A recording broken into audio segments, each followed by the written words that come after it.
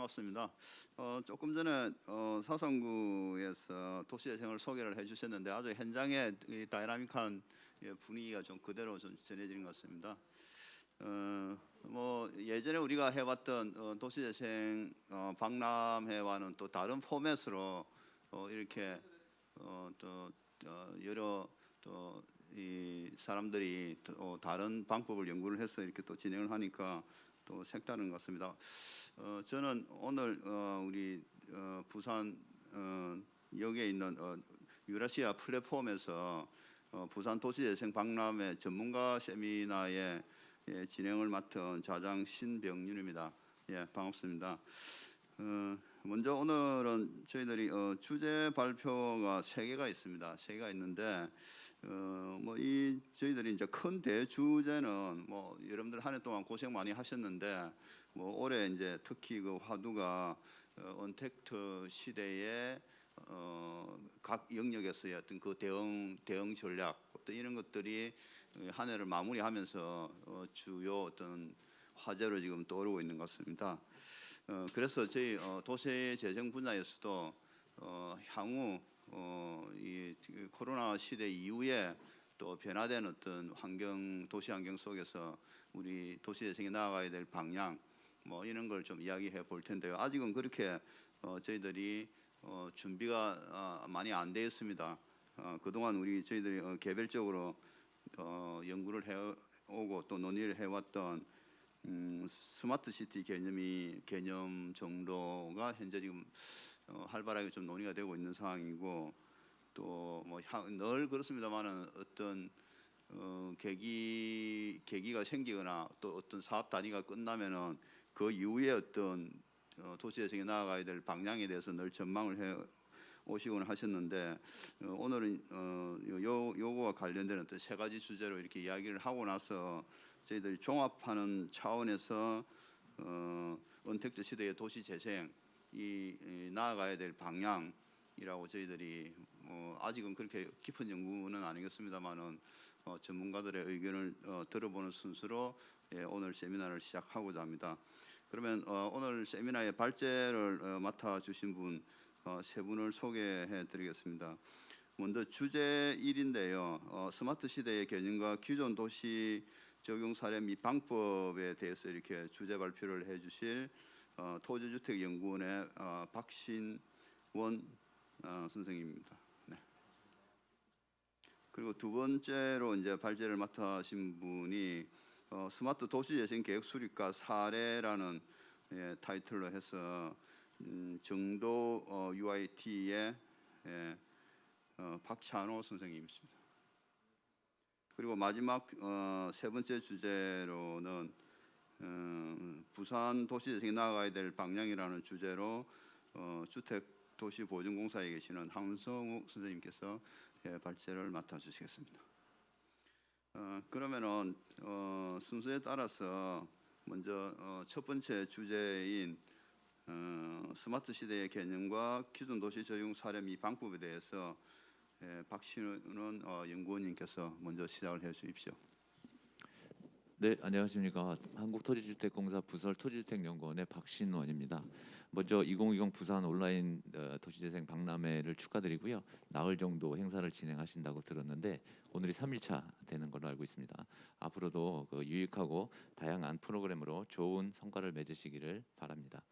제가 오늘 말씀드릴 내용은 스마트 시티에 관련된 내용입니다. 여러분들이 도시 재생을 하면서 왜 스마트 시티일까 이렇게 생각을 하실 수 있는데 지금 스마트 시티가 스마트 시티형 도시 재생 그리고 우리가 도시가 노후화되면서 도시 재생을 하는 계기가 되었고 또 지금 시대적인 어떤 요구 사항에 따라서 ICT 기술이라든지 IoT 기술이라든지 이렇게 첨단 기술을 적용한 도시를 만드는 일이 노후된 그리고 재활성화가 필요한 지역에 반영이 되는 이런 같은 맥락을 스마트 시티와 도시 재생이 앞으로 공동의 운명을 가지고 있다. 저는 이렇게 개인적으로 생각을 하고요.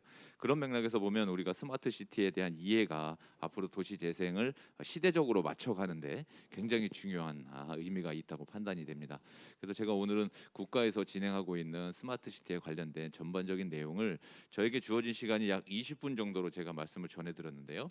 보통 저희가 약 20년 정도의 스마트 시티 연구를 해왔던 기간에 관련된 내용들을 20분 동안 말씀드리려니까 지금 어느 정도까지 정리를 해드려야 될까 굉장히 좀 고민스럽긴 한데, 지금 스마트 시티가 왜 필요한지, 도시가 발전하고 도시가 쇠퇴해가는 과정에서 스마트 시티가 왜 필요한지에 대한 내용과, 그리고 지금 국가에서는 어떠한 내용들로 스마트 시티를 진행하고 있는지, 이런 내용들을 요약해서 말씀드리도록 하겠습니다. 왜 스마트 시티를 해야 하느냐 하면, 전 세계적으로 지금 인구가, 물론 우리나라에서는 굉장히 인구가 좀 줄어들고 있는 시대가 되었지만, 전 세계적으로는 개발도상국을 위주로 인구가 굉장히 기하급수적으로 늘어나고 있습니다. 인구가 늘어난다는 얘기는 이 인구들이 생활이 편리한 도시로서 또 집중을 하고, 기존의 도시들은 쇠퇴의 길로에 걷고 있다, 이런 쇠퇴가 돼 있는데, 앞으로 뭐 2050년 정도가 되면 인구가 1,000만 이상, 2,000만 이상, 우리 수도권이나 부산과 같은 이런 거대 도시들이 전 세계에 50개 이상이 되고, 이렇게 인구가 많은 도시가, 거대 도시가 늘어난다 그러면 필연적으로 도시에서 발생할 수 있는 도시 문제들을 볼 수 있습니다. 일반적으로 도시 문제는 주택, 교통, 쓰레기, 에너지, 뭐 환경 문제, 여러 가지 문제들이 있지만, 이 문제들이 도시 내에서 어떠한 방식으로 해결될 것이냐, 이런 내용들을 저희가 스마트 시티 쪽에서 첨단 기술을 적용해서 이 도시 문제들을 해결하는 방식으로 접근을 하고 있다고 이해를 하시면 될 것 같습니다. 물론 인구가 많이 늘어나는 도시들이 많이 발생을 하고, 그 도시에서는 저희가 도시계획적으로 보면 도시가 출생하고 사람의 라이프 사이클과 같이 출생을 하고 성장을 하고 쇠퇴를 하고 사망을 하는 이런 라이프 사이클을 도시에서 똑같이 가지고 있는데, 도시 재생은 기본적으로 아마도 쇠퇴하고 있는 이런 지역에 어떤 요인을 집어넣는 작업들이 도시 재생이고, 이 요인들을 우리는 지금 4차 산업혁명 시대에 발전하고 있는 ICT, IoT 이런 첨단 기술들을 적용해서 그 쇠퇴하는 도시들을 재활성화하는 작업, 이것들이 도시 재생일 것 같고, 그리고 국가에서도 뭐 국토교통부를 중심으로 스마트 시티형 도시 재생을, 특히 스마트 시티형으로 도시 재생을 취지하는 정책들을 핵심적으로 진행하고 있습니다. 전 세계에서는 스마트 시대에 관련된 다양한 요구 사항들과 어떤 정의들이 이루어지고 있습니다. 우리나라에서도 약 2000년대 초반부터 스마트 시티에 대한 논의, 그때 당시엔 저희가 이제 UCT라고 했었는데요. 유비쿼터스 도시라고, 언제 어디서나 어떤 방식으로든 우리가 첨단 기술을 접할 수 있는 도시다. 그래서 이제 유비쿼터스 도시를 우리나라의 고유 브랜드로 만들어서 지금까지 약 한 15년, 20년 정도 저희가 연구 개발도 하고 여러 가지 정책들을 진행을 했는데, 지금은 이제 뭐 공통적으로, 전 세계 공통적으로 스마트 시티라는 이름으로 저희가 활용을 하고 있습니다. 스마트 시티는 각 국가 또는 지역마다 다른 어떤 성격을 가지고 있습니다. 우리나라처럼 어느 정도 이제 선진국 반열에 들은 국가에서는 환경 문제, 에너지 문제, 그리고 기존 도시 재생 사업 또는 도시의 재건축, 재개발 측면에서 첨단 기술을 적용하는 스마트 시티형 도시 재생이 유행을 하고 있고, 후진국 중저개발 국가에서는 도시를 발전시키는 기본적인 인프라 수준, 우리나라는 이제 그 수준은 지금 뛰어넘었는데요. 뭐 인프라를 개선하는 수준으로 스마트 시티를 적용하고 있고, 또 선진국에서는 다양한, 물론 선진국에서도 오래된 고대 도시의 이런 관광 부분, 교통 문제, 이런 문제를 해결하는 스마트 기술들을 하고 있고, 또 4차 산업혁명 또는 아는 신재생에너지, 4차 산업혁명 기술을 적용한 신재생에너지, 그리고 에너지 문제, 환경 문제, 이런 문제들을 해결하기 위한 스마트 시티를 진행을 하고 있습니다. 네, 이런 저희가 시간이 좀 많지 않기 때문에 자세한 내용을 좀 넘어가고요. 혹시나 나중에 자료가 공유된다고 그러면 참고를 하시면 될 것 같고요. 그리고 이제 뭐 해외에서도 스마트 시대에 관련돼서는 지금 도시를 만든다, 아니면 도시를 조금 이렇게 관리 아니면 개선하는 내용에 있어서는 뭐 대부분의 도시나 국가들이 스마트 시티를 적용하고 있다고 이해하시면 될 것 같습니다. 네, 그러면 우리가 스마트 시티를 어떻게 만들고 있는가, 국가적으로 우리나라에서는 스마트 시티라는 이름이 도입되고 스마트 시티가 보편화된 거는 약 2017년 정도가 됩니다. 2017년도에 우리나라에 있는 스마트 도시 법을 개정하면서 스마트 시티라는 명칭이 아주 범용화되고 이렇게 사용을 하고 있는데, 과거에는 저희가 2003년도부터 뭐 도시계획적으로 미래 도시라든지 첨단 도시라든지 뭐 지능형 도시라든지 이런 맥락으로 도시를 과학적으로 만드는 이런 작업들을 진행을 해왔고, 국토교통부에서는 국토교통연구개발 사업을 통해서 저희가 지금 연구개발 사업이 단계별로 진행이 되면서 3단계 연구를 진행을 하고 있는데요. 1단계에 있어서는 UCT를 브랜드화하는 작업들, 그리고 도시를 관리하는 기반이 되는 도시의 운영 플랫폼 운영 프로그램인데, 플랫폼을 만드는 작업들을 저희가 2013년까지 1단계 과제를 진행을 했습니다. 그리고 2단계 과제에서는 이 UCT를 국가적으로 좀 이렇게 확산시키면서 그 UCT가 고도화되는 작업들을 저희가 연구개발 사업으로 진행을 하고, 변화하는 세태에 맞춰서 스마트 시티로 저희가 범용적으로 활용해서, 법도 UCT 그 건설 지원 등에 관한 법률이 스마트 도시 산업 지원 등에 관한 법률로 2017년도에 전면 개정되면서 민간 참여에 대한 포션이라든지 아니면은 해외 진출, 그리고 뭐 스마트 시티 지원 기구라든지 이렇게 세태에 맞는 정책을 반영하도록 국가에서 제도적으로 법을 제정해서 운영을 하고 있습니다.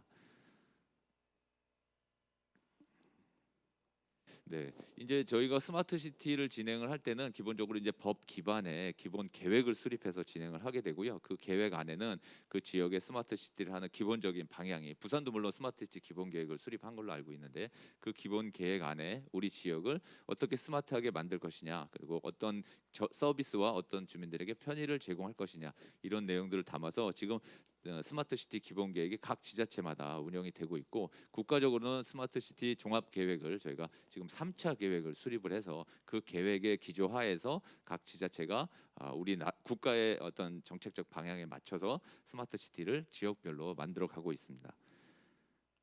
네, 그래서 전국적으로 지금 저희가 스마트 시티라고 얘기할 수 있는 지방자치단체를 약 70개 정도로 저희가 파악을 하고 있는데, 물론 다 같은 형태는 아니고 스마트 기본 계획을 수립했다거나 아니면 다양한 형태의 스마트 기술을 적용했다거나, 그리고 국토교통부에서 하고 있는 국가 표준 플랫폼을 적용해서 운영하고 있는 지자체, 이런 지자체들을 저희가 스마트 시티라고 하는데, 전국적으로 약 70개 정도라고 저희가 파악을 하고 있고요.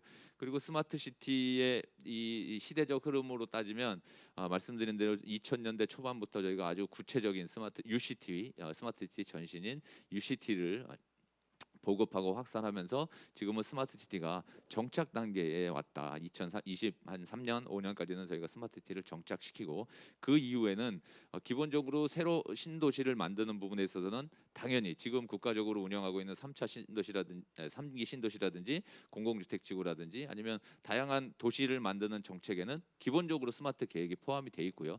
그와 더불어 여러분들이 지금 업무를 담당하고 계시는, 그리고 지역에서 살고 계시는 도시 재생 사업에 있어서도, 도시재생 뉴딜 사업 내에 있어서도 스마트 시티형 도시재생 뉴딜 사업을 정책적으로 진행을 하고 있습니다. 지금 17년도부터 우리나라에는 15개 지역의 스마트 시티형 도시재생 사업 지구가 있고요. 그 안에 부산도 있고 뭐 광주 죄송합니다. 고양도 있고 뭐 여러 지자체들이 도시 재생 사업에 있어서 스마트 시티의 개념과 기술을 기재로 도시재생 사업을 진행하고 있습니다. 네, 근데 뭐 과거의 스마트 시티가 우리의 스마트 시티가 뭐 그렇게 뭐 아주 발전 일로에, 아주 성공 일로에 있던 부분들은 아니고요. 기본적으로 우리나라의 도시 관리 차원이 우리가 뭐죠? 민주주의 어떤 지방자치제를 하고 있지만, 국가에서 큰 정책을 정하고 연구개발 사업을 통해서 결과가 나온 내용들을 지방자치단체에서 받아서 이행하는, 통상적으로 저희가 탑다운 방식의 도시계획 틀 내에서 스마트 시티가 과거 UCT 때부터 운영이 돼 있는데, 그 UCT에서 기본적인 한계는 주민 참여와 도시재생에서 가장 핵심적으로 운영을 하고 계시는 어떤 프로그램, 여러 가지 프로그램들, 주민 참여에 관련된 내용들이 스마트 시티 쪽에서는 약간 좀 다소 미진했던 상황들이 있고, 이런 내용들이 지금 스마트 시티로 변모하면서는 정착되면서는 우리가 바텀업 방식의 주민들의 협의체와 주민들이 가지고 있는 생각들을 지역에 반영을 해서 재생도 하고 스마트 시티를 만드는 이런 바텀업 방식의 도시의 조성, 도시의 어떤 도시를 만드는 작업들 이런 내용들로 스마트 시티가 변모되고 있고 도시재생 사업이 그런 맥락에서 보면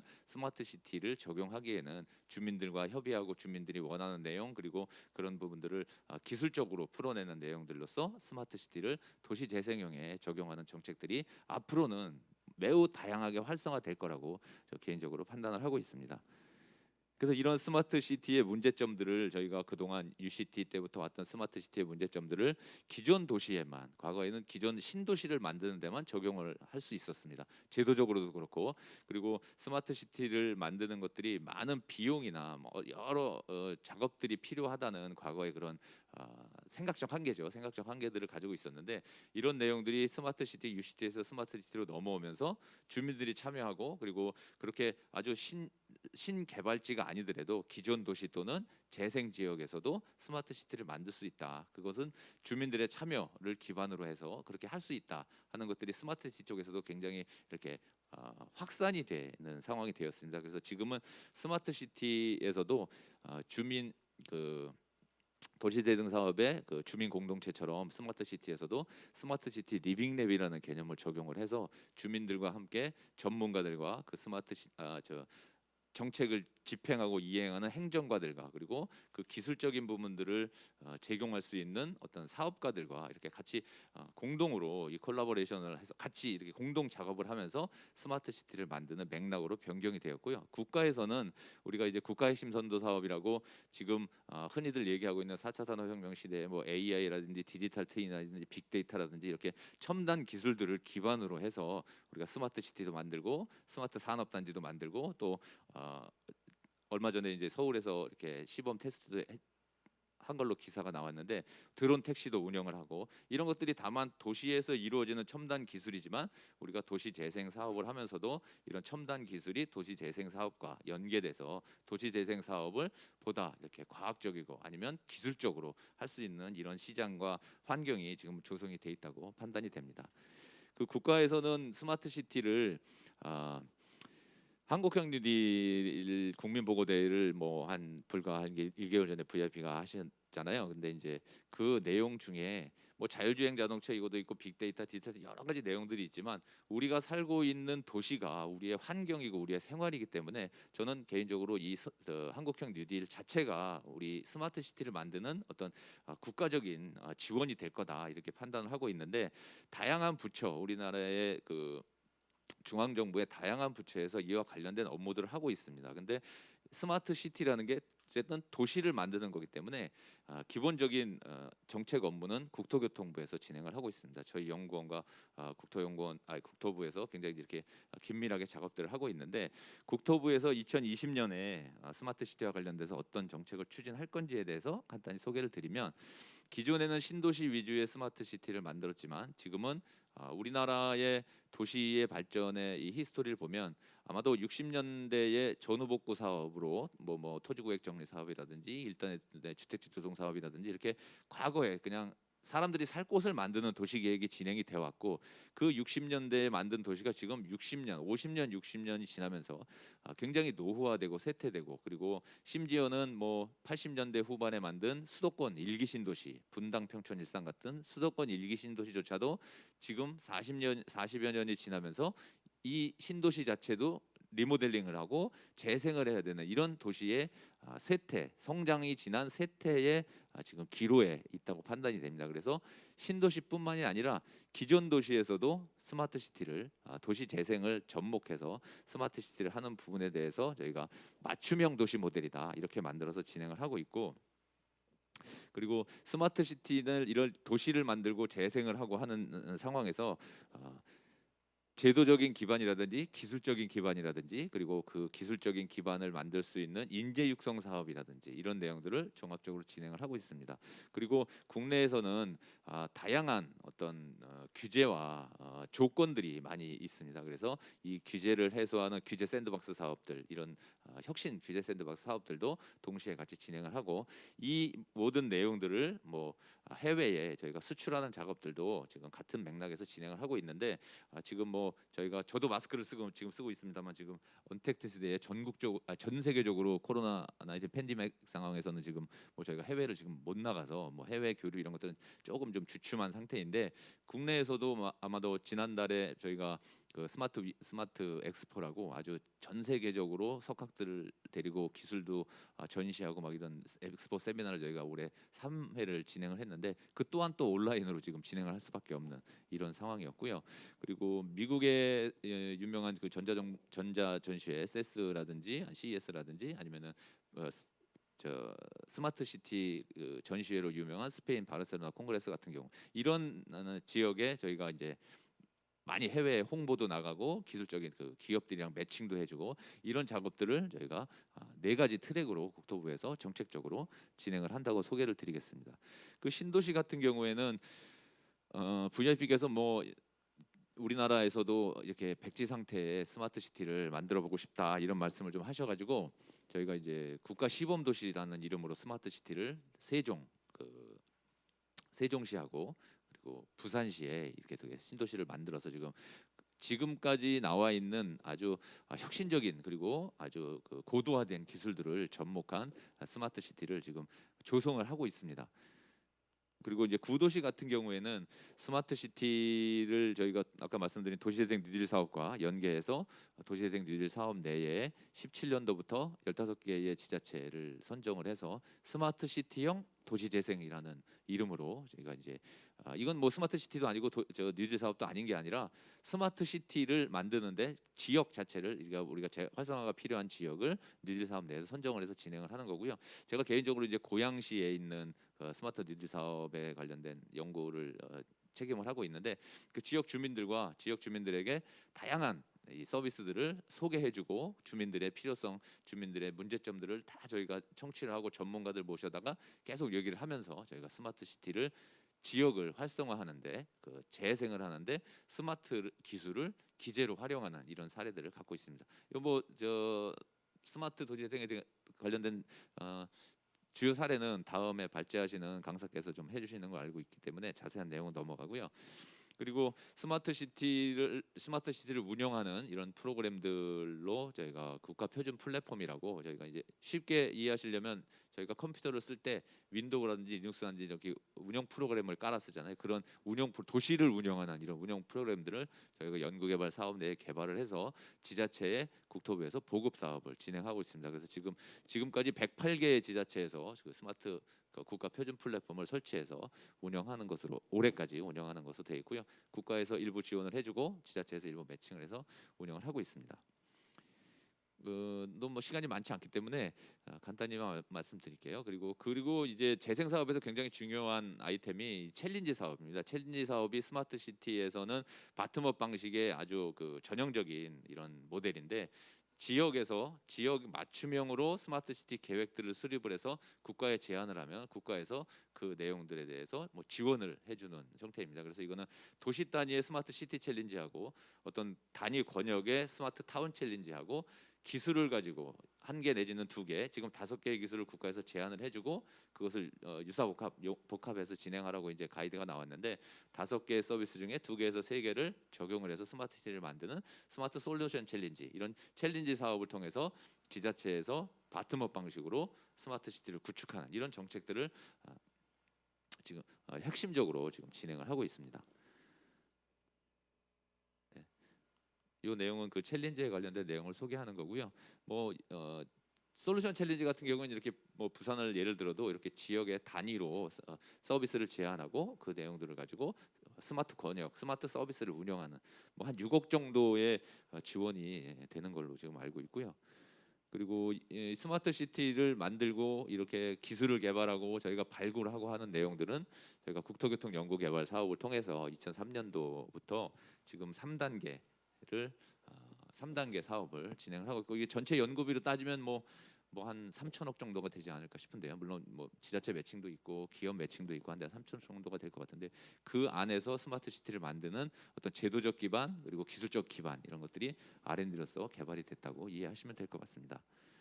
네, 그리고 대학들도 저희가 인재 육성 사업이라고 스마트시티 관련된 학과를 만들어서 거기서 스마트시티 전문가들을 양성해내고, 앞으로는 아무래도 이제 도시재생 사업도, 도시재생도 뭐 여러 주민대학도 있고 여러 학과에서 도시계획 관련 학과에서 도시재생에 대해서 많이 공부들을 하고 있으신데, 학생분들이 교수님들도 많이 지도를 하고 계신데, 아마도 스마트시티형 도시재생, 도시재생을 스마트하게 하는 아마 이런 학제들도 좀 앞으로는 좀 필요할 것 같습니다. 네.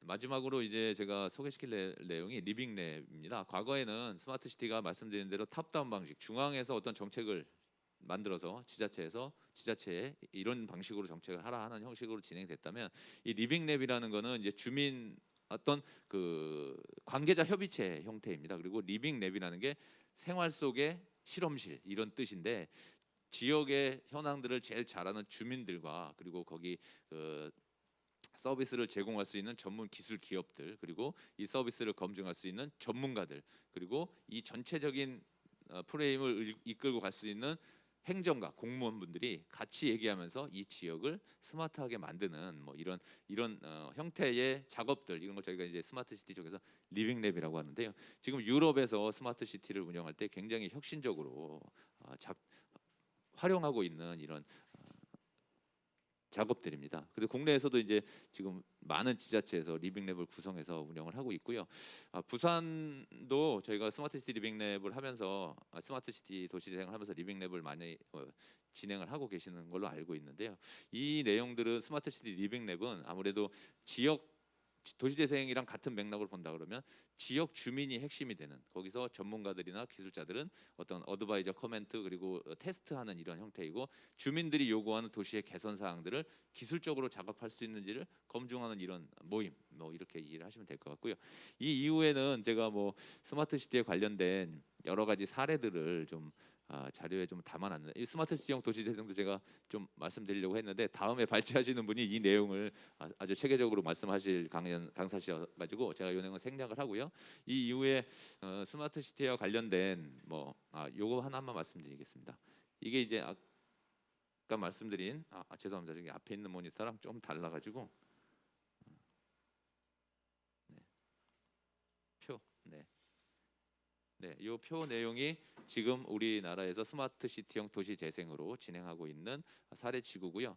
여기서 적용하는 서비스들을 제가 향후에 부산에서 재생을 하시면서 스마트형으로 진행하실 때 향후에 어떻게 했으면 좋겠다 하는 내용 한 가지만 말씀드리고 마무리하면, 기존의 우리나라의 서비스, 그 첨단 기술이라고 하는 서비스들이 수백 종이 됩니다. 근데 그 수백 종이 그럴듯하게 보여주기 좋은 것들이 굉장히 많은데, 지금 스마트 서비스, 스마트 시티를 한다고 그러면 그런 것들을 넣기에 굉장히 급급하거든요. 왜냐하면 그럴듯하게 보여야 되니까. 근데 스마트 시티형 도시 재생의 진짜 의미는 그 지역의 도시 문제를 해결할 수 있는 적합한 서비스를 찾는 게 가장 중요하다. 근데 그 중요한 작업을 할 수 있는 작동 기제는 리빙랩이다. 이렇게 해서 앞으로 향후에 도시재생 사업을 그 부산에서도 다양하게 추진하시는데, 스마트 시티형으로 진행을 하실 때 이런 내용들이 좀 검토가 되고 앞으로 좀 반영이 되면 보다 효율적인 도시 재생이 될 거다, 이런 말씀을 드리면서 발표를 마치겠습니다. 네,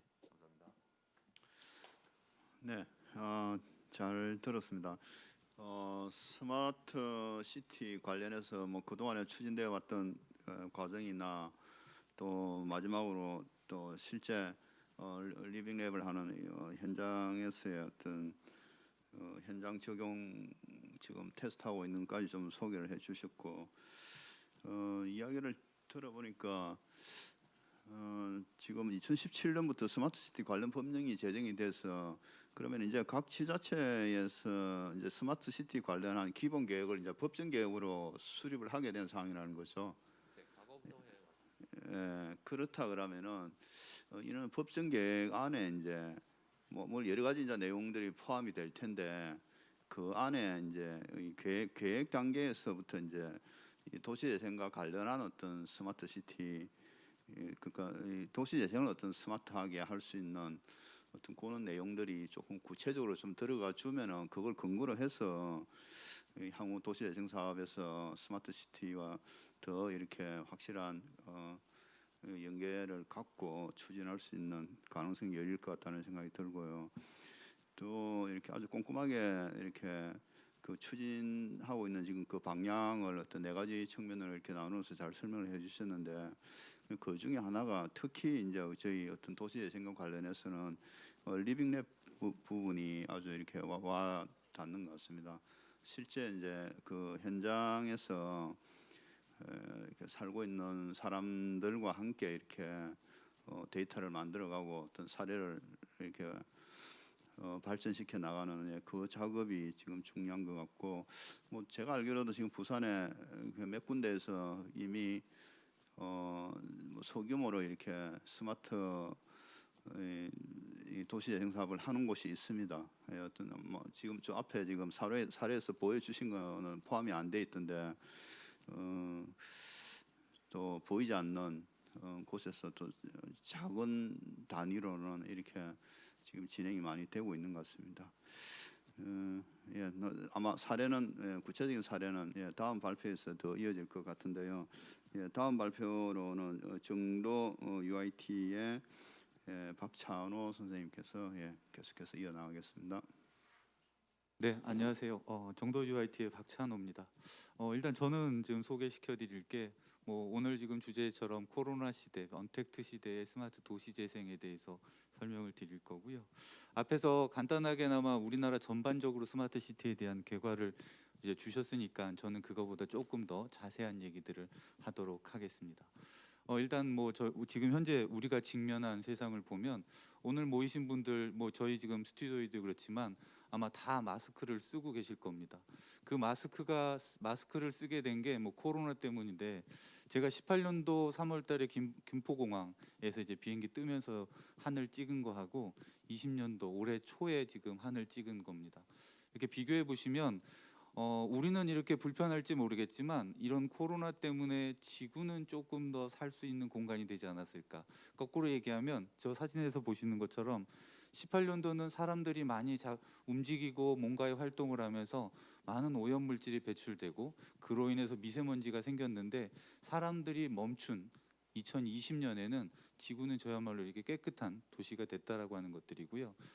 이제 그 인공위성에서 봤던 사진들로 보면은 20년대 초반, 그러니까 20년대와 그다음에 20년대 이전에 얘기들로 보시면 분명하게 이제 확연하게 틀린 것들은 저게 지금 20년대 1월 달과 4월 달에 대한 사진들인데 2월 달에 대한 사진들인데 아황산 가스들이 많이 배출되고 배출되지 않은 것들, 그만큼 우리가 활동을 하면서 어떤 것들이 많이 생기고 이로 인해서 지구가 많이 병들고 우리도 거꾸로 병들어가고 있는 세상이지 않나라고 생각을 합니다. 근데 이런 것들이 같이 하면서 코로나라고 하는 것들을 이제 우리나라에서 세계에서 선도적으로 K-방역이라고 하는 것들로 지켜냈는데 그 K-방역의 가장 중요한 게 3T+P라고 합니다. 테스트, 그다음에 트레이싱하고 트리에이트 하면서 시민들이 참여해서 이런 것들을 극복했다라고 하는데 이게 저는 스마트 시티의 개념이지 않나 생각을 합니다. 저는 저렇게 좀 3T+P를 저렇게 해석을 했는데 데이터를 가지고 테스트하고 그다음에 여러 데이터가 융합해서 역학 조사를 할 수 있고 그다음에 이런 것들이 어떤 것이 문제다라고 하는 것들을 찾을 수 있는 그 문제를 바탕으로 해서 진단하고 그다음에 그런 것들을 치료할 수 있는, 그래서 치료를 하는데 단순하게 관이나 아니면 의사나 하고 싶은 사람들만 하는 게 아니라 모든 시민들이 참여해서 하는 것들이 정말로 이렇게 이루어질 수 있는 것들이 스마트 시티다. 그래서 스마트 시티도 데이터를 중심으로 해서 모든 것들이 좀 융복합되고 시민이 함께 참여해야 되는 거지 않을까라는 생각을 하고요. 이런 거에 기반해서 저희가 좀 만드는 사례들을 소개해드리고자 합니다. 아까 앞에서 보셨던 장표에서도 마지막에 나왔지만 18년도에 선정된 김해시 스마트시티 도시재생 사업입니다. 김해시 스마트 도시재생 같은 경우는 두 개의 대학지 사이에 있는 대상지를 가지고 있습니다. 그래서 인제대학교와 김해대학교가 위치해 있는 곳들이 있고요. 보시는 것처럼 노후된 지역임에도 불구하고 많은 지리적인 프로파일링을 보면 많은 사건 사고가 많이 나는 곳입니다. 특히 단독주택지구들이 많아서 그리고 젊은 학생들이 많아서 그런 동기들로 인해서 많은 5대 범죄 사건들이 일어나고 있습니다. 이런 것들을 이제 어떻게 해결할까라고 하는 것들을 좀 보는 거고요. 장표가 좀 막 넘어가는데요. 이하고 같이 해서 우리나라에서도 지금 최근에 뭐 사회 통계 조사라고 하는 것들이 나왔는데 다 과연 이게 앞에서 보셨던 현황이라고 하는 게 김해시에만 해당되는 것인가? 그뿐만이 아니라 우리 시 전반적으로 해당되는 것으로 저는 이제 보고 있고요. 통계 조사에서 보면 건강 부분에서 연령대가 높을수록 그다음에 뭐 농어촌 지역일수록 건강에 대한 평가가 나쁘다라고 나와 있고 범죄와 안전 부분에서는 특히 야간 보행을 할 때 굉장히 위험하다라고 하는 것들이 우리나라 국민들이 느끼는 얘기였습니다. 뿐만 아니라 이 통계조사에서도 교육 부분에서도 보면 뭐 교육적인 측면에서 우리가 지속적으로 배우지 못했다라고 하는 것들이 과거에보다 데이터들이 좀 올라가고 있는 것들을 볼 수 있었습니다. 그래서 교육에 대한 것들과 안전에 대한 것들을 우리가 어떻게 해서 해결을 할 것인가라고 하는 것들을 가져가야 될 것 같고요. 그런 것들 측면에서 보면 뭐 저희가 지금 종합적으로 스마트 도시 재생은 도시 재생 사업과 스마트 부분의 사업이 엮이는 사업입니다. 그래서 보시는 것처럼 도시 재생 사업이 크게 지금 세 가지 꼭지가 구성이 되어 있고요. 여기에서 같이 해서 마지막에 경제 지원 스마트 타운이라고 하는 부분이 포함되어 있습니다. 이 내용을 조금 더 자세히 보시면 이렇게 두 가지 파트로 나뉘어집니다. 빅데이터 기반의 스마트 시티 조성이라고 하는 꼭지와 그 다음에 스마트 랩이라고 하는 창업 랩이라고 하는 구성으로 해서 두 가지 카테고리를 나눴습니다.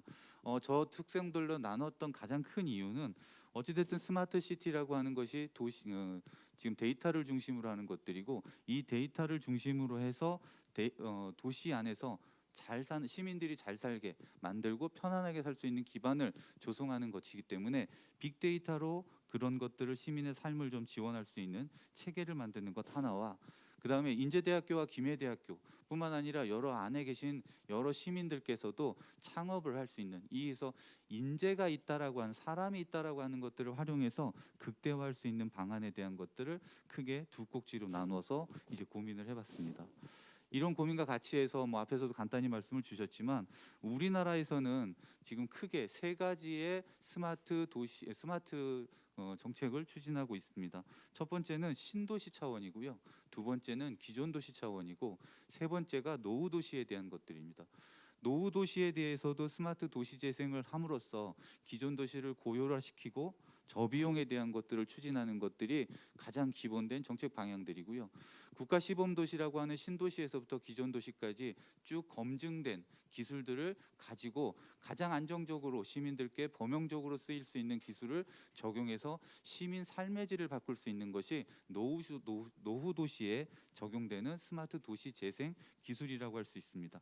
그래서 보시는 것처럼 단계별로 기존 도시나 노후 도시나 신도시별로 적용돼야 되는 그런 기술들이 차이가 있습니다.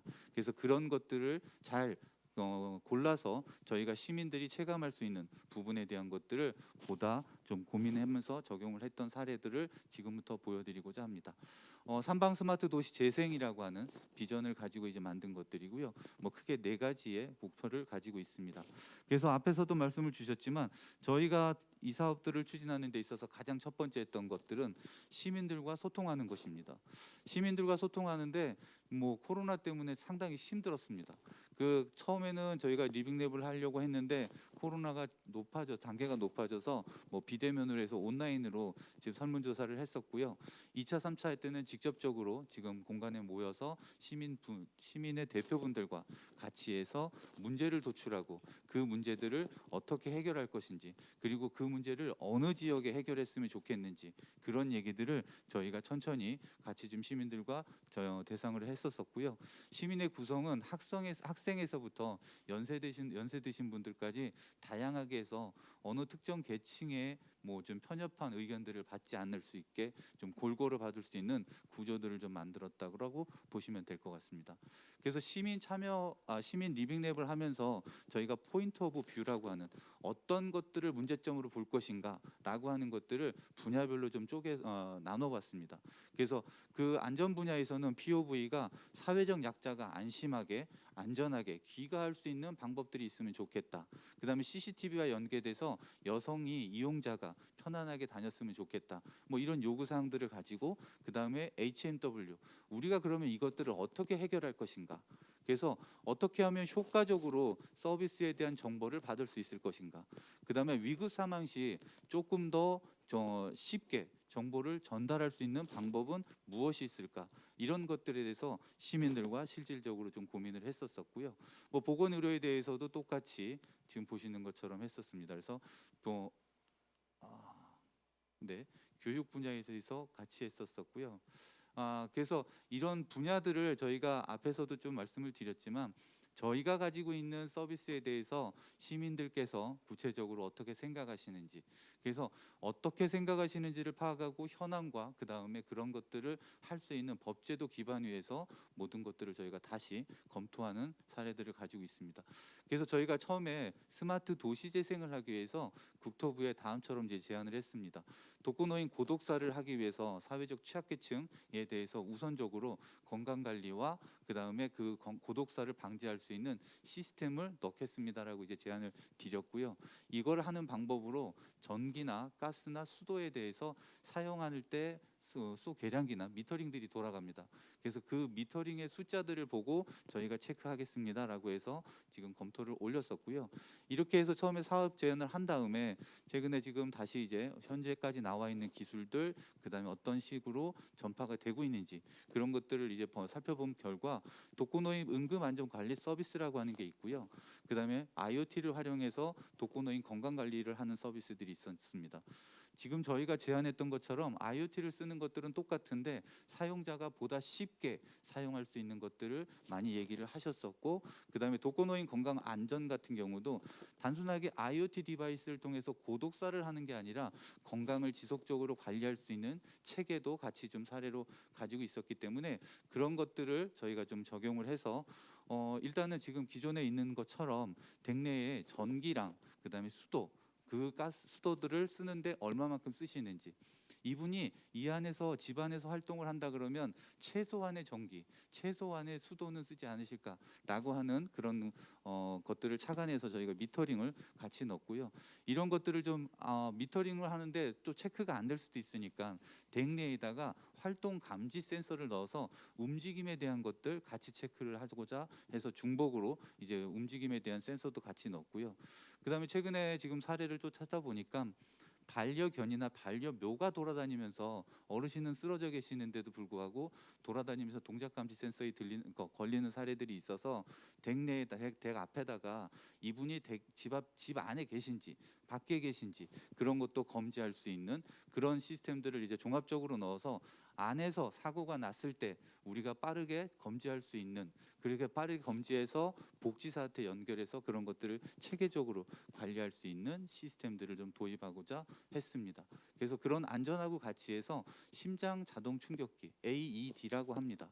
이 AED도 조금 더 조밀한 지역에, 그러니까 사용자가 우리들이 사고가 났을 때 이렇게 심장마비로 쓰러졌을 때 4분 이내에 심장에 충격을 줘서 응급 조치를 하면 170% 이상 살아날 수 있다라고 합니다. 그래서 그런 숫자로 해서 가능한 조밀 지역에 저런 AED를 설치해서 뭐 대응할 수 있는 방안에 대한 것들도 같이 검토를 하였었고요. 뭐 사례를 보니까 스마트 노원맵에서 AED 위치를 알려주는 그런 것도 있었고, 응급 의료 포털에서는 전국에서 이런 것들을 알려주는 AED 위치를 알려주는 사례도 있었습니다. 근데 저희가 이제 보다 보니까 어떤 것들이 있냐면 현재 지금 AED는 주로 댁 내, 그러니까 집 실내에 있습니다. 실외에서 접근 가능한 공간들이 별로 없기 때문에 야간에 이용하고 그다음에 시민들이 편하게 이용할 수 있도록 24시간 이용이 가능한, 접근 가능한 공간들을 저희가 선별해서 실외형 AED를 만들었고요. 그런 실외형 AED에서 이 심장 자동 충격기가 잘 충전이 되고 있는지, 또 이 심장 충격기가 안에 있는지 그런 것들까지 시민들께, 사용자들한테 줄 수 있는 정보들을 만들고자 해서 이제 같이 하였었고요. 앞에서 말씀드린 것처럼 단순하게 고독사에 대한 방지뿐만 아니라 항시 건강관리 체계를 유지하기 위해서 지금 보시는 것처럼 저 장비들을 지금 주요 거점에다가 설치를 해서 어르신들이 항시 와서 건강 검진을 할 수 있는, 그래서 저 장비가 50여 가지의 개인 신체 정보에 대한 것들을 여러 가지 사인들을 줄 수 있는 장비고요. 또 오른쪽에 보시는 거는 전문 간호사들이 이용을 해서 중증 환자들을 검진할 수 있는 그런 장비도 이제 중복으로 해서 보다 좀 더 안전한 그런 공간들을 만드는 것들을 이제 저희가 했고요. 안심기가 서비스 같은 경우는 아까 앞에도 말씀을 드렸지만 5대 범죄가 많이 발생하는 지역이고 특히 여성 학생들, 여성에 대해서 좀 다양한 사건들이 일어나고 있는 곳이기 때문에 여성들이 좀 더 편하게 안전하게 다닐 수 있었으면 좋겠다라고 하는 것들로 저희가 좀 제안을 드렸습니다. 그래서 처음에는 IoT 센서를 가지고 이 여성분이 골목길에서 벗어나면 알림을 주는 서비스로 이제 제안을 드렸었는데 그런 방식으로 하면 대상지에 들어오기 전에는 항상 알림이 울려야 되는 그런 조건들이 있어서 저희가 좀 사례들을 찾아보고 변경을 하였습니다. 그래서 서울시와 경기도에서는 안심기가 서비스를 이제 뭐 전국으로 확대하기 위한 MOU도 하였고 사업을 추진하고 있는데 이게 지금 초기 단계라 아직은 확장이 되고 않고 있습니다.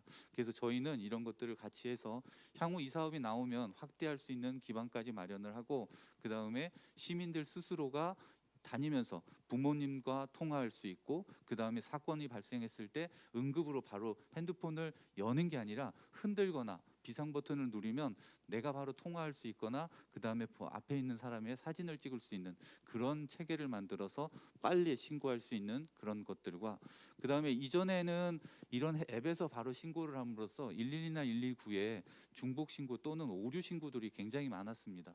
그 오류 신고들이 굉장히 많았는데 그런 오류 신고도 잡을 수 있도록 부모한테 확인을 하고 부모가 바로 이제 검증할 수, 부모가 신고할 수 있는 그런 체계들로 저희가 좀 바꿔서 시스템을 도입하고자 합니다. 그다음에 이제 앞에서 말씀드렸던 것처럼 대학생들이 많이 있기 때문에 대학생들과 창업을 지원할 수 있는 그래서 저희가 김해시 내에 있는 창업 지원에 대한 메이크업 스페이스 공간들을 좀 찾아봤었는데 그런 공간에서 이미 뭐 3D 프린터나 레이저 절삭기 같은 것들이 있어서 공간적으로 창업을 지원하는 것들은 제공을 요번에 하였었습니다. 근데 저희가 지금 현재 뭐 코로나처럼 이렇게 비대면으로 하다 보니까 장소는 있는데 사람들이 못 쓰는 경우 또 많은 사람들을 모시고 뭐 많은 사람들이 수강하면서 사업을 할 수 그러니까 그런 수강을 할 수 없는 체계들이 있어서 그런 것들을 좀 바꾸고자 해서 지금 저희는 이런 식으로 스튜디오를 만들어서 스튜디오처럼 해서 온라인 강의도 할 수 있고 그다음에 기존에 오프라인에서 하는 것들을 다 녹화를 해서 뭐 지금 그런 것들을 다른 시민들께 평생학습의 기회로 열 수 있는 그런 자료도 제공하고요. 뿐만 아니라 최근에 지금 유튜브에서 1인 방송에 대한 그러니까 것들이 굉장히 많이 있습니다. 그래서 그런 거 뭐 해서 그런 스튜디오들을 좀 다양하게 해서 뭐 편집실까지 같이 놓고 좀 장비들까지도 괜찮은 장비들로 해서 지금 학생들 그다음에 일반인들이 뭐 여기 안에서 1인 방송 또는 녹화에 대한 것들도 같이 할 수 있는 그런 것들을 하고자 했습니다. 그리고 이제 다음에는 이제 공부방에 대한 것들인데 지역이 낙후되다 보니까 현재 지금 하고 싶은데 공부를 하고 싶은데 학원이 멀되거나 비용이 없어서 못 하시는 친구들도 있었고요. 그다음에 그런 친구들하고 같이 해서 좀 코로나 시대가 오니까 학교를 안 가는데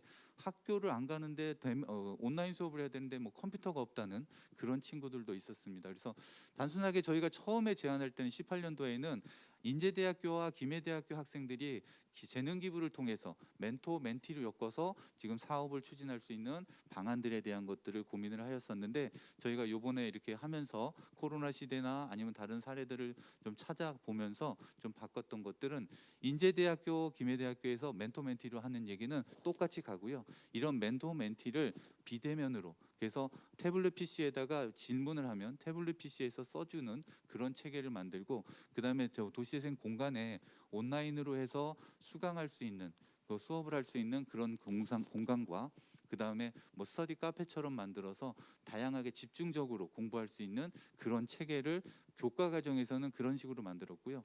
또 비교과 과정에서는 코딩이나 그다음에 뭐 과학 실험들 그런 것들을 할 수 있는 체계도 같이 만들었습니다.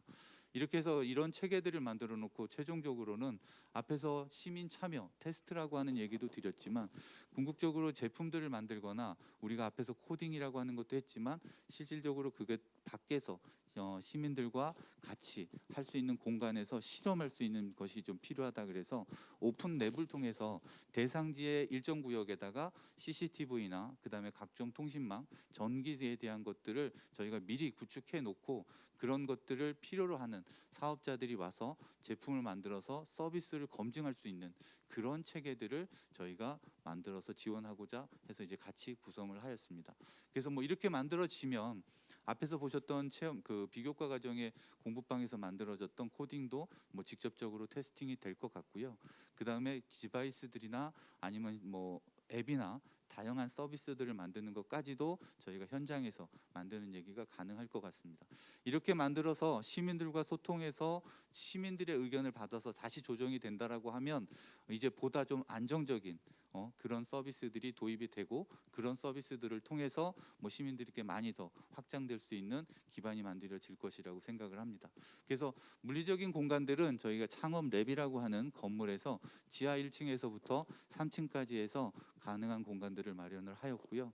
그런 공간들로 해서 뭐 이제 보시면 뭐 빅데이터 체계에 대한 것 같이 해서 이전에는 저런 것들을 데이터를 다 센터에다 마련해 놓고 도시 그 시에 365 센터나 스마트 도시 센터로 다 연결했는데 거꾸로 보안적인 문제 때문에 또 스마트 김해시에다 연결하고 그다음에 365 센터에서 그 재생센터로 연결받을 수 있는 체계에 대한 것들을 종합적으로 검토를 하였고요.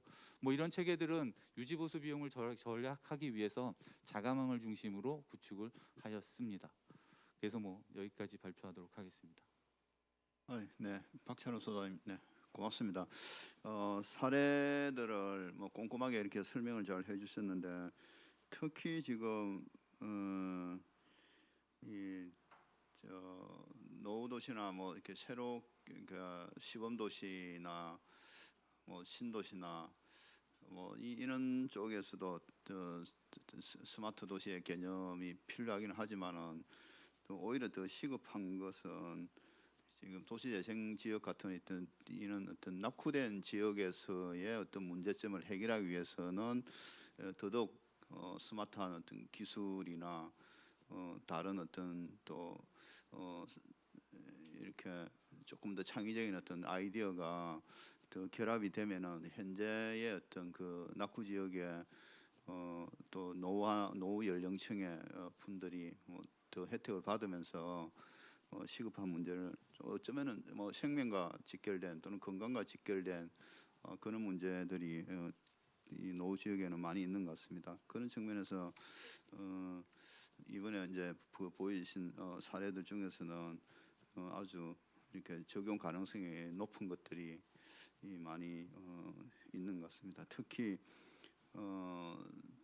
그 참여라는 측면에서 그 앞에서도 우리 계속 이 단어가 지금 리빙랩이라는 이름으로 그리고 지금 또 시민 참여라는 이름으로 계속 이렇게 이 같은 맥락에서 서로 이렇게 참여하는 자와 어떤 그 과정에서 어떤 피드백을 통해서 계속 기술을 업데이트 시켜 나가는 그런 노력들도 필요한 것 같습니다.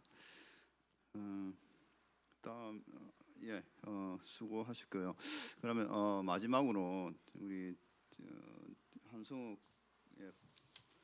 박사님께서 전환기 도시재생에 나아갈 방향이라는 주제로 계속해서 마지막 발제를 하시겠습니다. 네, 한승욱입니다. 주택도시보증공사에서 나왔는데요. 제가 발표를 오늘 드릴 거는 주택도시보증공사의 원래 업무와 조금 관계가 없는 제가 지난 10년 동안 부산시 도시재생과 관련된 실제적인 계획을 수립하고 현장의 총괄 코디네이터로서 있으면서 그 경험했던 내용들 중심으로 이렇게 말씀을 좀 드리도록 하겠습니다.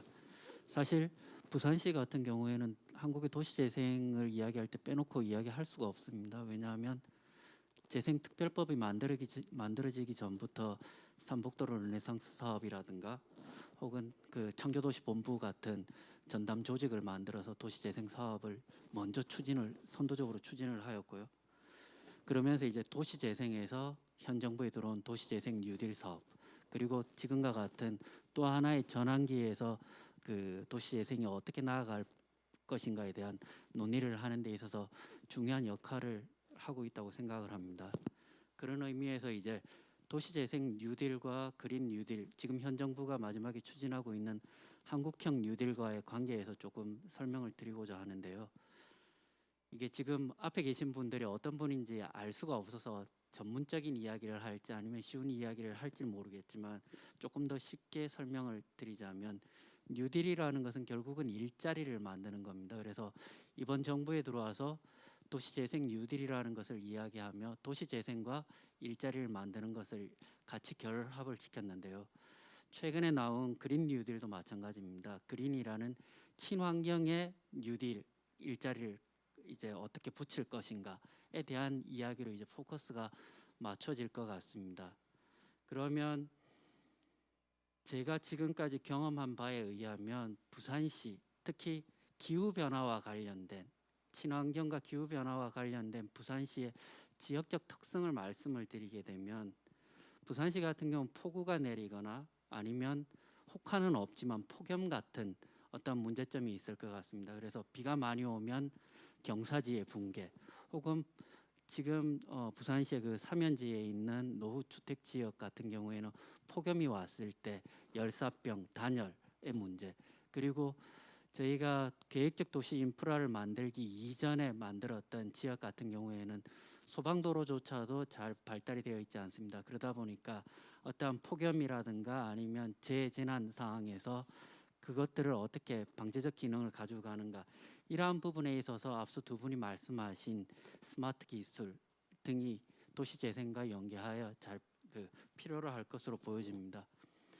그러면 이제 친환경하고 어떻게 이제 관련이 되는가를 말씀을 드리게 되면, 실제적으로 부산시에서 이제 많은 마을들에서 예를 들면 그 정책 이주지나 아니면 감천마을, 까치마을 같은 산악 지역의 도시 재생을 하면서 보게 되면 실제적으로 주민들이 필요로 하는 것은 자기 집에 대한 단열 혹은 도시가스의 매입 같은 문제들입니다.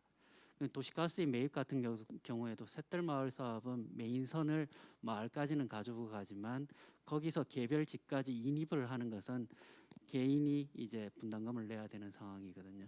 그러한 그 상황을 생각을 해본다면 저소득층에게 저희가 재생 사업을 함에 있어서 친환경적인 기술을 활용한 재생 사업을 얼마만큼 더 보급을 할 수 있을까, 이게 지금 전환기 뉴딜에서 그 다음으로 넘어가는 도시재생, 부산시의 도시재생이 한번 고민해 해야 될 바가 아닌가 그렇게 생각을 하고, 그 내용에 대해서 조금 말씀을 하나하나씩 말씀을 드리겠습니다. 자료는 이게 조금 한 40페이지가 넘다 보니까 필요하신 분들은 그 저희 주최 측에다 말씀을 하셔서 받으시면 될 것 같고요. 제가 지금 앞으로 남은 시간이 15분이니까 거기에 맞춰서 발표를 드리도록 하겠습니다.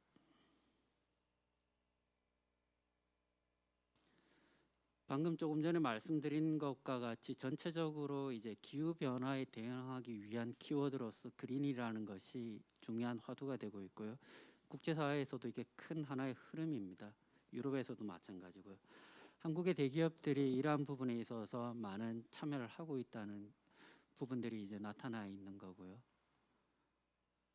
그러면서 이제 최근에 코로나19로 비대면이라든가 이러한 부분들이 강조되고 있는 한편으로 그것을 이제 자연적 회복, 녹색 회복으로 이제 관점에서 보고 더 이제 이러한 부분들을 사업을 정책을 추진하고자 하는 이런 흐름들이 강조되고 있습니다. 그러한 것의 일환으로서 이제 전기 자동차라든가 혹은 다른 형태의 이제 정책들이 나오고 있는 것이고요. 그러면 지금 최근에 나왔던 한국판 그린 뉴딜이라는 정책이 어떤 것인가 조금 말씀을 드리게 되면요. 지난 7월에 이제 그 국가 발전 전략으로 나온 것입니다. 저희가 도시재생 뉴딜 같은 경우 현 정부가 들어오면서 제 가장 큰 공약으로 이제 제기를 해서 사업을 추진해 왔고, 매년 100곳 그리고 50조 원이라는 막대한 재원을 들여서 사업을 추진하겠다고 했는데요. 한국판 뉴딜도 그에 못지 않습니다. 그래서 그린 뉴딜 그 한국판 뉴딜 안에 있는 그 두 가지 축은 조금 전에 두 분이 말씀하신 디지털에 대한 스마트 기술, 그리고 한 가지는 그린 친환경적인 크게 두 축을 가지고 이제 진행이 되게 됩니다. 그 진행은 크게는 인프라와 에너지 부분으로 맞춰져 있고요. 현재는 이제 그 구체적인 내용들, 그리고 협업 구조와 역할 분담에 대한 내용들이 이야기되고 있는 중입니다. 자, 이러한 부분에 있어서 단순히 지금과 같이 공공 재원을 중심으로 이 사업을 추진하는 것이 아니라 민간의 재원을 가지고 펀딩을 가지고 이제 일자리를 만들어가는 그러한 형태로 정책을 추진을 하려고 하고 있는데요. 그러기 위해서는 지금 현재 뭐 여러 가지 금융 상품이라든가 혹은 그러한 상품에 대한 그 위험 부분들을 시장의 원리에 맞춰서 설계를 하고 있는 중입니다. 이것을 이제 도시재생과 연계를 시켜보면 어떤 내용이 있는가라고 이제 말씀을 드리게 될 텐데요. 가장 크게 이제 그린 뉴딜 분야에서는 크게 세 가지가 있습니다. 첫 번째 3대 추진 전략으로서는 이게 약간 딜레이가 생기는 것 같은데요. 예. 도시공간 생활 인프라 녹색 전환 부분이 있는데요. 지금까지도 계속 추진해 왔던 그린 리모델링입니다. 그러니까 친환경적인 기술을 활용을 해서 공공 건축물을 리모델링을 도우는 것들인데요. 이러한 부분들은 중심적으로 이제 공공임대주택이나 어린이집, 보건소, 의료기관 같은 공공시설물을 중심으로 태양광 설치라든가 단열, 교체 등 이러한 사업들이 추진이 됩니다. 그리고 학교, 그리고 부산과 관계되는 국토해양생태보건 같은 경우에도 그린 뉴딜의 사업들이 추진이 되게 됩니다. 그리고 태양광, 풍력을 포함한 여러 가지 이제 친환경 미래 모빌리티, 다시 말씀드리면 전기차라든가 수소차와 같은 내용들도 포함이 되어 있고요. 그리고 나머지는 아까 말씀 많이 하셨던 그 스마트 그린 산단이라든가 아니면 친환경 제조 공장 같은 부분들이 있을 수 있을 것 같습니다. 추진 사례에 대해서는 간단하게만 말씀드리고 넘어가겠습니다. 이제 지금 미국 대통령으로 당선된 바이든 같은 경우에는 앞으로 4년간 2조 달러의 예산을 투입해서 100만 개의 일자리와 관련된 에너지, 신에너지, 그리고 거기에 따른 인프라를 구축하겠다고 이야기를 하였습니다. 거기에 따라서 다른 나라에서도 동일한 정책적 보조를 취할 것으로 보여집니다. 그래서 이제 민주당이 이야기한 것들은 친환경, 온실가스 제로, 혹은 그것을 통해서 일자리를 만들고 사회적 불평을 해소하겠다는, 전체적으로 내용을 보면 이제 친환경적인 기술을 통해서 일자리를 만들고, 그리고 저희가 보통 이야기하고 있는 지역적 균형 발전이라든가 혹은 사회적 불평 해소 같은 도시재생에서 이야기하고 있는 내용들과 크게 다르지 않는 것 같습니다. 그래서 14가지의 추진 과제를 만들었고요. 실제적으로 녹색이라는 워딩의 이야기는 많이 들어보셨을 겁니다. 저희 이명박 정부 때도 녹색 성장에 관한 내용들이 있었는데요. 그 내용에서 한층 발전한 내용들입니다.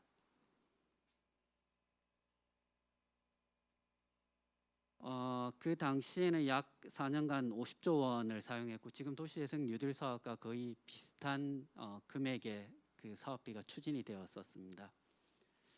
그리고 서울시 같은 경우 박원순 시장 때입니다.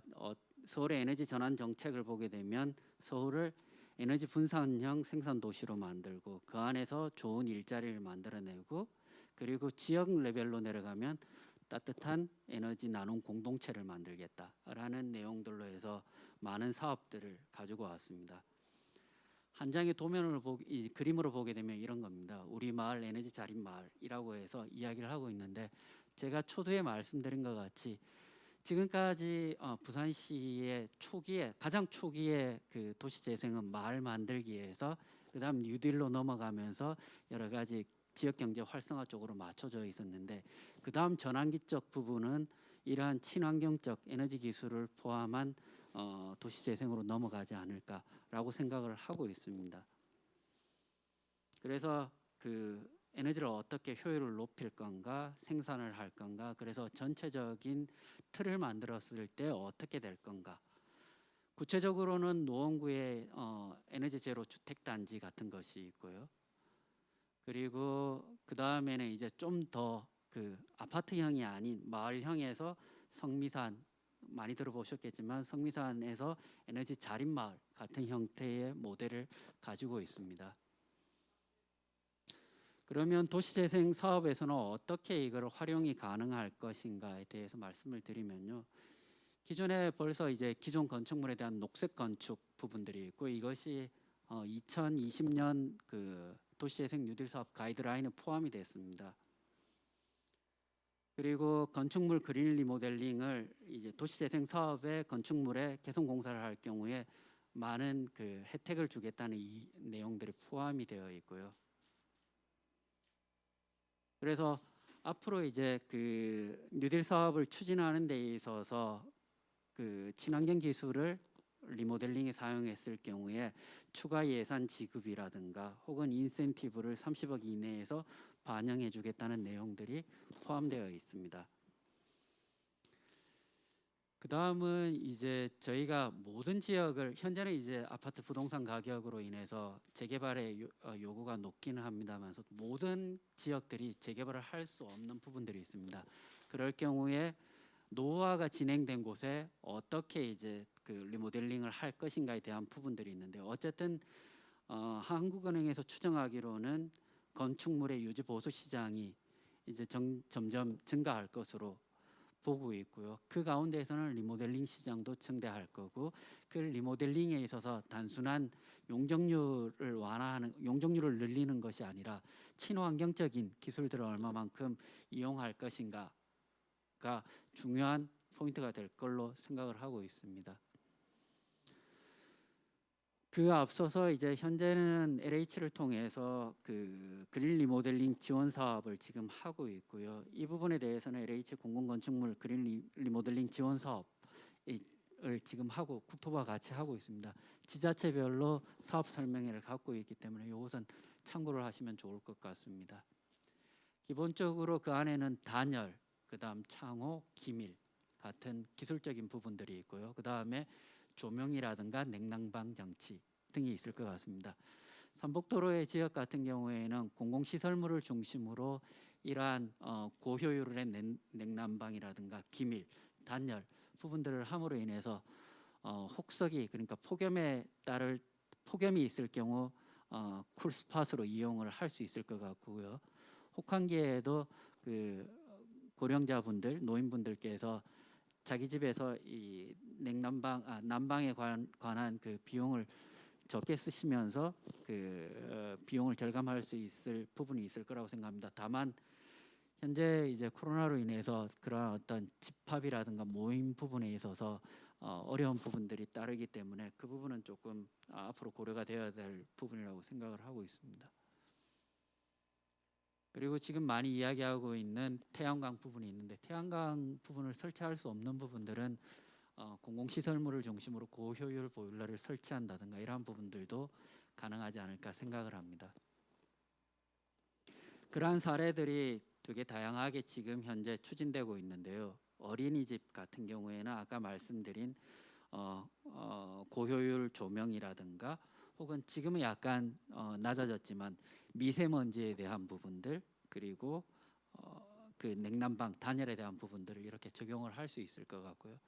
지금 현재 사례들이 많기 때문에 보건소 혹은 삼복도로에 만들어져 있는 도시재생 시설물에도 이와 같은 기술들이 앞으로 적용이 가능할 것으로 보여집니다. 그러면 이 가운데 아까 앞서서 계속 말씀해 주셨던 스마트 기술들을 하나하나의 작은 단위 기술들을 재생사업에 어떻게 적용할 것인가를 조금 보게 되면요. 실제적으로 삼복도로에 가면 여전히 아직도 화장실이 없어서 공동 화장실을 사용하거나 아니면 쓰레기차가 들어오기가 어려워서 그 쓰레기를 집합 모아놓은 곳에 악취가 나는 부분들이 있습니다. 이러한 지역은 사업을 하면서 악취 감지 센서를 설치하거나 그리고 아까 말씀하신 것처럼 그 소방 도로가 충분히 개설되지 않아서 소방차가 빨리 진입할 수 없는 곳에는 제세동기를 이제 설치를 한다.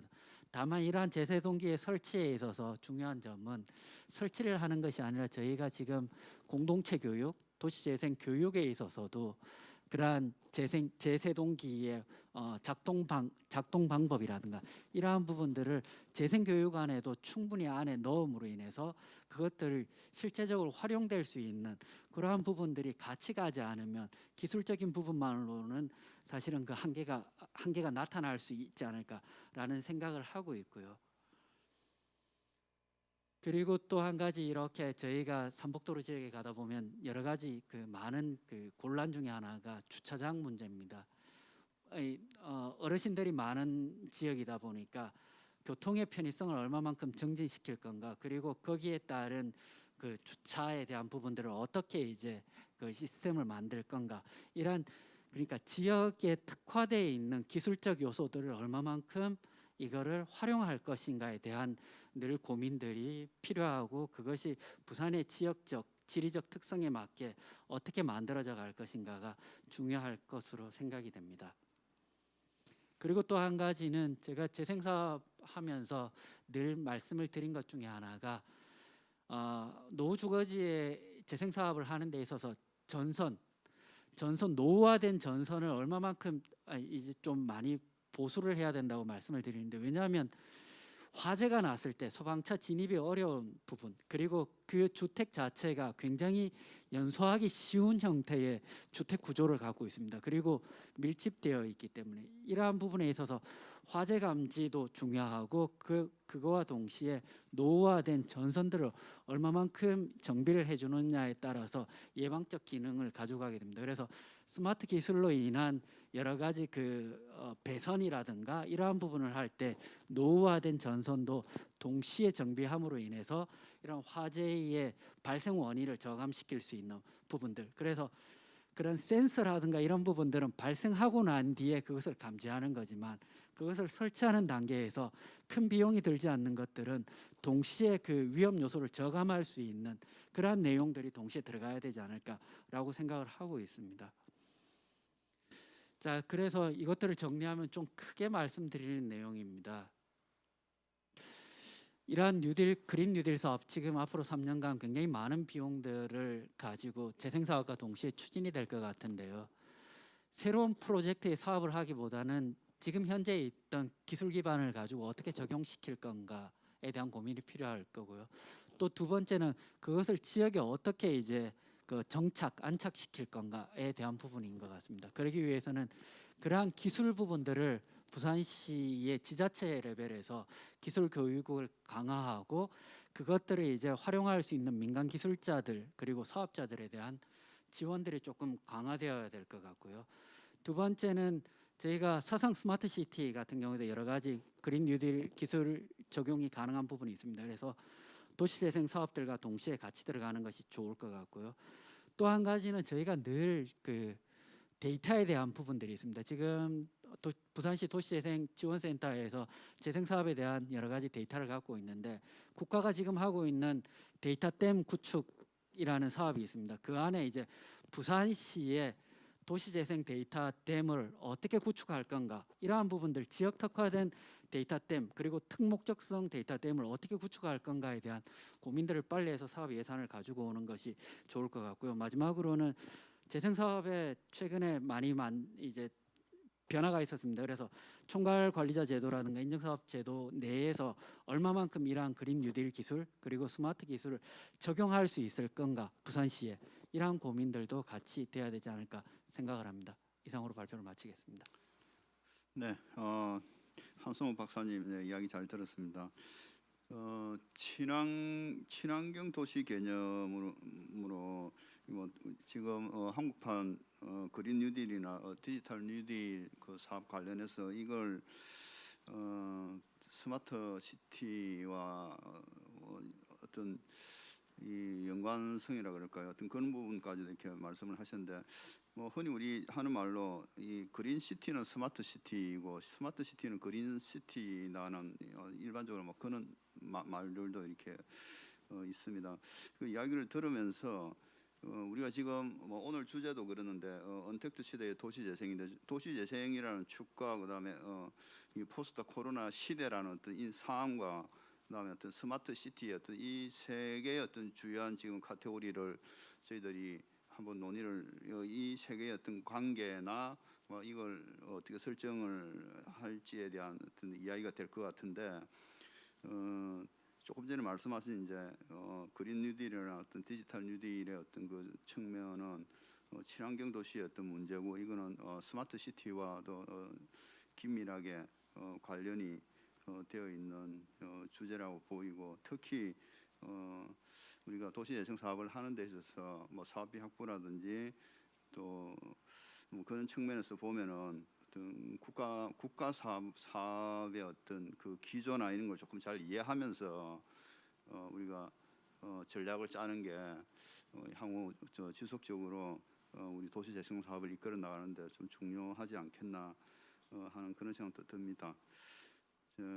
그러면은 우리 오늘 세 분 선생님께서 각자의 이제 그 전문 분야에서 이렇게 말씀을 해주셨는데 다시 우리 오늘 주제를 한 번 더 상기시키면서 언택트 시대의 도시 재생입니다. 시키면서 여러분들께서 발표하신 내용을 이 포스트 코로나 시대에 아마 이 향후에 우리가 뭐 이 코로나를 극복하고 난 단계라 그러더라도 아마 우리 이 도시 환경이나 어떤 사람들의 인식은 또 많이 변해 있을 것 같거든요. 뭐 예를 들어서 지금 제가 전공으로 있는 뭐 건축이나 도시에서는 이미 이런 부분에 대해서 국제적인 세미나도 하고 논문들도 벌써 다수 지금 발표가 되고 있는 상황인데 뭐 예를 들어서 이제 사적 영역 내에서의 어떤 이 휴게 공간이 이제 많이 늘어나는 뭐 이런 게 벌써 이제 지금 지어지는 계획안들이 그런 게 많아요. 옛날 같으면은 발코니를 이렇게 확장을 해서 실내 공간으로 쓰던 걸 오히려 실내 공간의 일부를 지금 발코니로 내서 그 발코니에 필요에 따라서 애들이 있는 집은 놀이터를 꾸민다든지 또 뭐 이렇게 이 원예가 침입문에 원예 공간을 만든다든지 뭐 또 이 햇빛을 쬐고 싶은 사람은 거기서 이렇게 밖에 나와서 햇빛을 쬐인다든지 어떤 이런 이제 사적 공간이 오히려 더 확대가 되고 또 집의 기능이 그동안 많이 축소가 됐었는데 집의 기능이 또 늘어난다든지 그다음에 또 이렇게 물류 어떤 배달이 많아지면서 어떤 물류 시스템을 다시 좀 개선을 해야겠다. 지금 이렇게 뭐 배달하고 물류 수송하고 있는 이런 시스템으로는 안 되겠다는 뭐 이런 이야기도 많이 있습니다. 자, 그러면은 저희들이 마지막으로 오늘 발표를 주제에 맞게 한번 통합한다는 측면에서 즉 도시재생, 그다음에 스마트 시티 개념, 그다음에 언택트 시대 요 세 개의 어떤 키워드를 가지고 마지막으로 각자 뭐 마무리 말씀을 해주시면 되겠습니다. 우리 뭐 발표 순서대로 그렇게 먼저 하시면 되겠습니다. 네, 그 좋은 말씀 저도 많이 들었고요. 저도 뭐 몇 가지 얘기를 좀 할까 하고 준비를 했는데 좀 시간이 좀 없으신 것 같아요, 운영하시는 분들께서. 그래서 제가 한 가지만 이제 강조해서 말씀드리면 지금 저희가 이제 스마트 시티가 이 과거에는 이게 이제 아주 일반적으로 핸드폰만 보고 사람들이 있으니까 이게 너무 비인간적이고 비대면화가 되는 거 아니냐 하는 문제가 근 올 초까지만 해도 있었거든요. 근데 이게 뭐 코로나 언택트 이 팬데믹이 오면서 이게 이제 비인격화라는 얘기는 전혀 없어지고 언택트라고 하는 용어가 아주 반대급부적으로 이제 확산이 돼서 저희 스마트 시티를 하는 사람들도 굉장히 당황스럽고 이게 이제 좀 혼란스러운 딜레마에 좀 있는 부분들이 있습니다.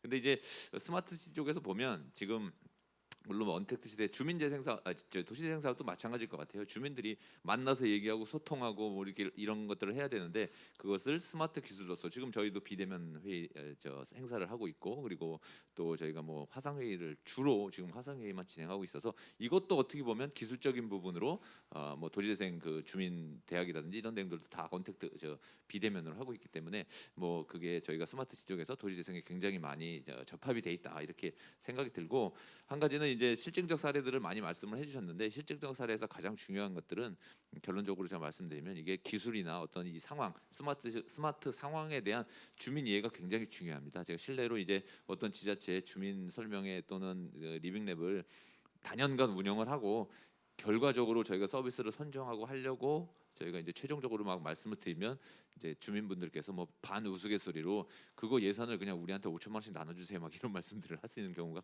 꽤 이제 있었어요 실제로. 그렇기 때문에 저희가 이 기술들이 이 지역에 어떻게 필요한 것이고 왜 이것들을 해야 되는지에 대한 주민 이해를 저희가 도시재생 스마트 관점에서 보면 도시재생을 할 때는 제가 볼 때 가장 중요한 핵심적인 요소가 아닌가 그런 말씀을 앞으로 좀 재생사업 스마트를 겸비한 재생을 진행하실 때 그런 내용들을 좀 염두에 주셨으면 좋겠다 하는 말씀을 마무리로 드리겠습니다. 네. 네. 뭐 오늘 원택트 코로나 뭐 관련된 얘기를 하고 있지만 정작 1년을 지나보면서 저희가 스마트 쪽에서 많은 사업들을 하고 있고 그런 것들을 하면서 느낀 것들을 보면 정말로 시대가 비대면을 요구를 하고 있지만 이 비대면이 답은 아니다라고 하는 것이 뭐 제가 느끼는 것 같습니다. 그래서 시민들을 중심으로 아니면 여러 사람들을 중심으로 만나지 말아야 되지만 그런 것들을 초월해서 소통이라고 하는 것들이 보다 더 중요하게 지금 대두되고 있는 시점인 것 같고요. 그런 측면에서 스마트라고 하는 것도 도시재생이라고 하는 것도 시민이 정말 많이 참여할 수 있고 시민이 중심이 돼서 움직일 수 있는 그런 기반이 만들어져야 된다라고 생각을 합니다. 그래서 뭐 이전에는 오프라인으로 많이 만나는 것들이 좋은 뭐 우리가 가지고 있는 사례였지만 뭐 오래 지나면서 온라인에서 다양한 소통, 그다음에 오프라인에서 연결될 수 있는 방안들 뭐 같이 될 수 있는 것 같고 1년 지나면서 이제 조금 더 느끼는 것들은 아직까지는 우리나라의 시민들께서 우리나라에 계신 뭐 부산에 계신 분들뿐만 아니라 많은 분들께서 참여라고 하는 것들에 대해서 굉장히 좀 인색하신 것 같습니다. 그래서 뭐 비대면 그래서 온라인에서 뭐 이런 화상회의 같은 뭐 회의도 하고 하는데 정말로 안 오시고 참여 안 하는 경우들이 많으시거든요. 그래서 보다 더 참여를 해야 되고 이런 시대에 정말 자기 의사라고 하는 것들, 내가 어떤 표현을 해야 되는 것들 더 중요한 시대이지 않나 합니다. 그래서 그런 것들이 도시재생이나 스마트에 반영이 된다라고 하면 정말 시민이 필요로 하고 뭐 시민이 필요한 것들을 위해서 많은 도시 문제를 해결할 수 있는 기반을 갖출 수 있는 그럴 수 있는 기회라고 생각을 합니다. 이상입니다. 네, 마지막으로 한송 박사님. 네, 오늘 주제가 언택트 비대면에 대한 부분들인데요. 이게 재생 사업을 하다 보면 그러한 문제점이 있습니다. 예를 들면 제가 아는 모 방송국 그 아나운서 분이 계신데 내년에 정년 퇴임을 하십니다.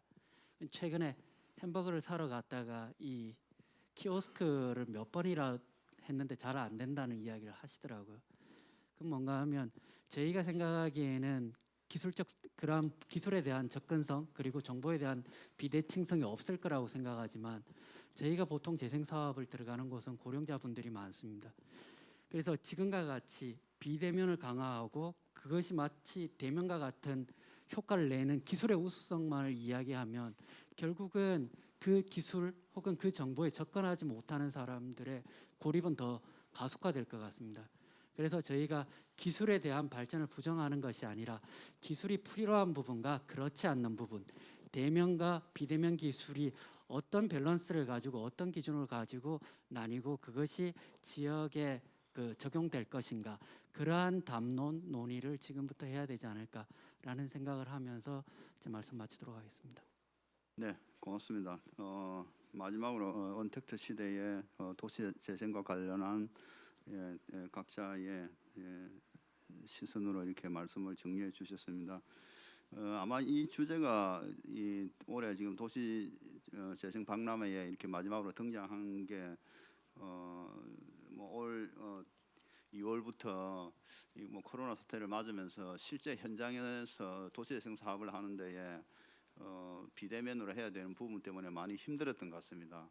그래서 그런 문제를 뭐 내년에는 조금 극복해 보자는 취지로 또 색다른 아이디어를 구하는 차원에서 오늘 이 전문가 세미나가 이렇게 준비가 된 것 같습니다.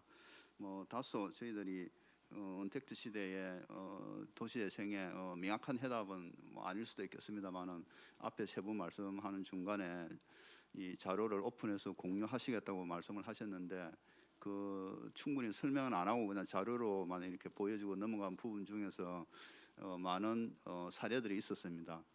자료를 공유하면서 각자 또 조금 공부를 하시면서 또 한번 파헤쳐 보시면은 또 그 속에 또 내년에는 조금 더 현장에서 비록 언택트 시대를 하더라도 재생 사업을 주민 참여와 함께 같이 이끌어 나갈 수 있는 방법을 찾아내지 않을까 싶습니다.